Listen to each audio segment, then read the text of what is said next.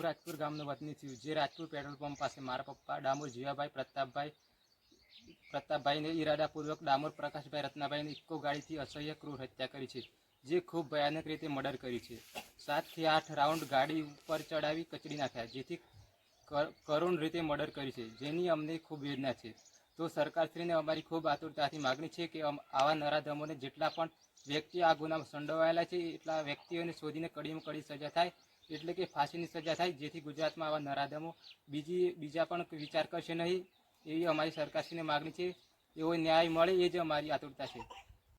14 તારીખે ધૂળેટીના દિવસે સાંજે મારા કાકા ડામોર જીવાભાઈ પ્રતાપભાઈ ઉપર અમારા ગામના ડામોર પ્રકાશભાઈ રત્નાભાઈએ એમની ઇકો ગાડી મારા કાકા જીવાભાઈ પર ઇરાદાપૂર્વક ચડાવી મર્ડર કરી નાખેલ છે, જે વાતને આજે 6 દિવસ થઈ ગયા. પોલીસે આમાંથી 2 આરોપીને પકડેલ છે અને આમાંથી મદદગાર આરોપીઓ પકડાયેલ નથી, જે તાત્કાલિક પકડાય અને આવા નરાધમોને જેલ હવાલે જલ્દી કરાય. તેમજ હાલ ગુજરાતમાં ગૃહમંત્રી શ્રી સાહેબશ્રીના આદેશથી નાના મોટા ગુનાઓમાં સંડોવાયેલા આરોપીઓને વરઘોડો જો કાઢવામાં આવતો હોય તો આ તો ક્રૂર હત્યા છે, આનો પણ વરઘોડો કાઢવામાં આવે અને કડીમાં કડી ફાંસીની સજા થાય, આવી મારી અને મારા પરિવાર તરફથી સરકારશ્રીને આદેશ છે.